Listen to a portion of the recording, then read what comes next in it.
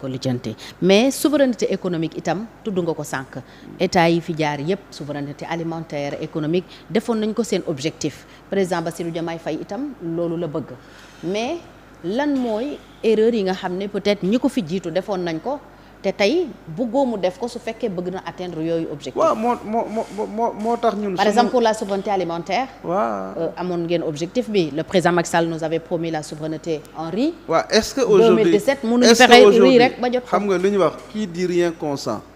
et qui ne fait rien est responsable de ce qui se passe. oui tey bu fekkee ñun on a quand même capitalisé de l'expérience am lu ñu jot a xam mais les nouvelles autorités mais duñ leen seetaan aussi.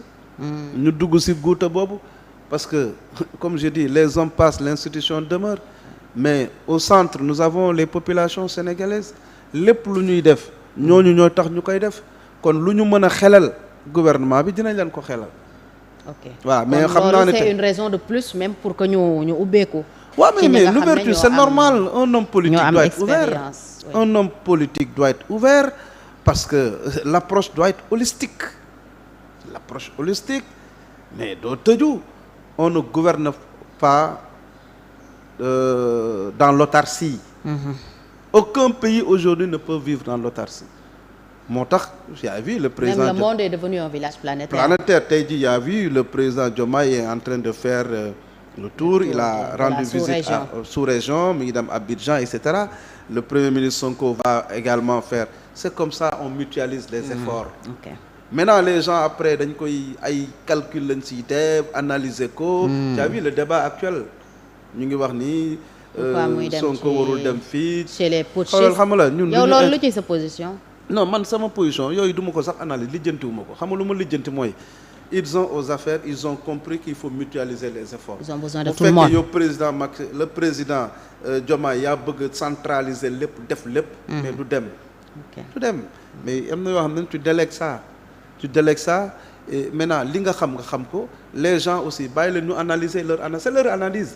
Ils peuvent faire leur analyse et dire des propositions ay wax yoo xam ne ni bon yow xam nga ni fexeel ba bul daanu seen kàmb rek. coût de la vie itam. là mais c'est cher. bëgg nañ ko mais loolu moom laa lay wax ne le coût de la vie c'est pas Diomaye c'est pas Macky Sall c'est pas non moo tax sànq ma wax la ni. nous avons vraiment subi des conséquences.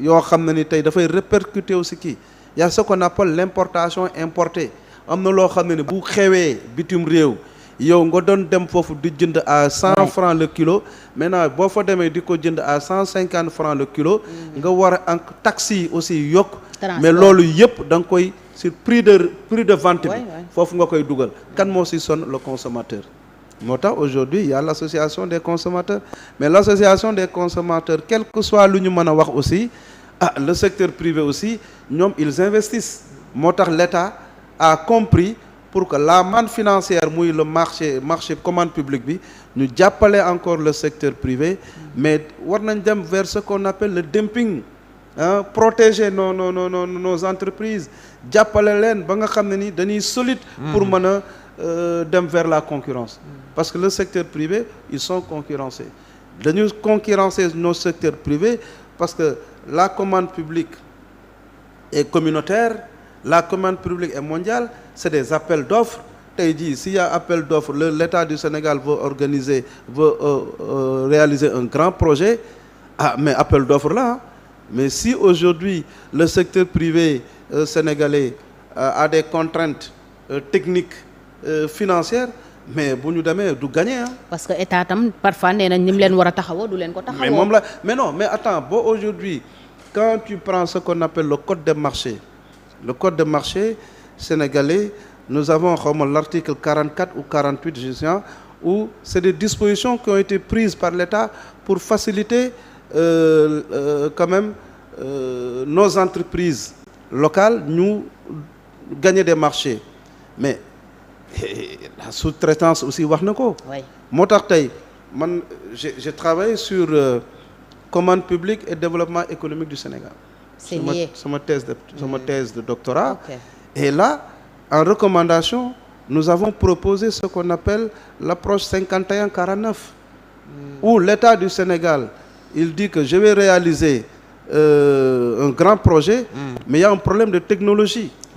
Mon maintenant, vous, l'Europe, vous avez la technologie, vous avez les moyens financiers, vous exécutez, mais à hauteur de 51%, les 49%, vous allez faire la sous-traitance. Pour permettre aux entreprises sénégalaises, nous avons un transfert de compétences. Pour qu'après le retour, nous puissions continuer le projet, gérer le projet. Si on a fait des propositions dans ce sens-là. Est-ce que nous avons fait? Est-ce que le Sénégal a fait? Oui, mais nous sommes des chercheurs. Je suis directeur général. Mais si on est président, aussi. quand même, vous avez des conseils. Est-ce que conseil est-ce que nous avons Non, il vient d'arriver. Non, mais bien sûr. Mon document de thèse, j'ai donné ça à l'autorité, en guise vraiment de reconnaissance. Parce qu'ils m'ont aidé, ils m'ont mis à une position pour ramener. J'ai eu la possibilité de continuer mes études. Mais j'ai écrit, j'ai donné à l'autorité. Maintenant, c'est à eux de lire ça avec ces techniciens pour dire que voilà ce qu'on propose. Mais en tout cas, aujourd'hui, l'intention, elle est bonne, mais les difficultés sont là. Nous nous appelons le secteur privé, et que le secteur privé aussi, nous sommes en coalition. Nous andons en coalition. C'est ça leur problème. Parce qu'ils ont des contraintes techniques, contraintes financières, mais surtout au plan financier. Parce que l'autre jour, j'ai écouté mon doyen Atepa. Oui. Club des investisseurs. Club des investisseurs, ce sont mes partenaires. Mais le secteur privé sénégalais, maintenant, l'oncolo avec le secteur privé burkinabé, Guinée, etc. pour nous gagner en force et puis aller vers de l'avant. Donc donc amna solo, mais li am solo li tax ñu wara rafetlu moy tay la décision de l'autorité moy ñu impliquer le secteur privé national pour un développement endogène avec une bonne création de richesses, création d'emplois, et que parce que bon jëlé tay di la forme pyramidale de la population sénégalaise, nous avons une population juvénile, il n'y a que des jeunes. Nous avons une population féminine, que des femmes, et c'est les deux couches les plus vulnérables. Donc, sous nos approches de développement, les grands projets, on doit intégrer cette donne-là pour que les jeunes et les femmes nous fassent faciliter leur insertion socio-économique, en faisant la promotion de l'entrepreneuriat des jeunes, en faisant la promotion de l'autonomisation des femmes. Lolo aussi, amna solo si on veut véritablement lutter contre la pauvreté et aller dans le monde rural, parce que la pauvreté est féminine, la pauvreté est juvénile. Parce qu'ils sont pauvres. Femmes, parce qu'elles sont pauvres. Maintenant, lutter contre la pauvreté, c'est d'abord lutter contre la corruption, ensuite aider des politiques pour aider des jeunes, pour aider des femmes. Toujours dans le chapitre, on termine bientôt parce que mais ci chapitre souveraineté économique, soulevé won nañ fi ñom question monnaie locale. Monnaie bo xamné Sénégal akoy mom pour aller vers le développement. Ça c'est un débat, je pense que c'est un débat économique et ça ne sera pas facile. Xam nga sank yaa ngi may présenté comme Salou Keita, président du mouvement CDC. Donc CDC, c'est croissance à 2 chiffres pour l'émergence. Voilà, donc je aborde Donc CDC, c'est croissance à 2 chiffres pour l'émergence. Il faut dire que bon quoi y mettre en place. On avait fait une analyse situationnelle au plan politique, au plan économique, pour dire que le Sénégal est un pays de démocratie. Un pays de démocratie et les fondamentaux de l'émergence sont là. Maintenant, l'ol aussi, c'est toujours un débat.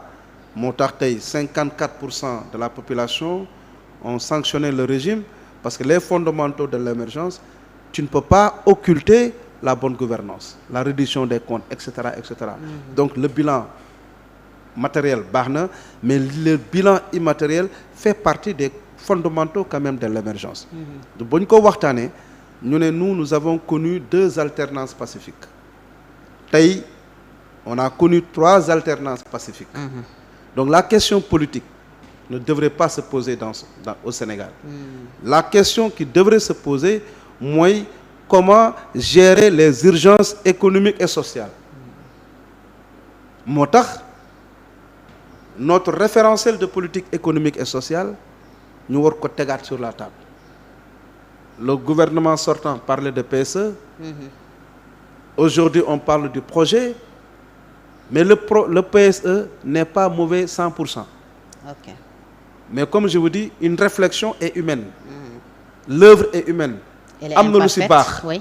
Donc ñii nga xam ne ni ñoo liggéey le PSE ñoom ñoo nekk dans l'administration.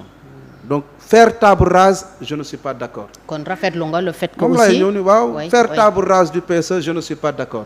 Mais nañu jël PSE li fa baax, ñu jël le projet li fa baax, ñu boole ko mu nekk notre seul référentiel de politique économique et sociale.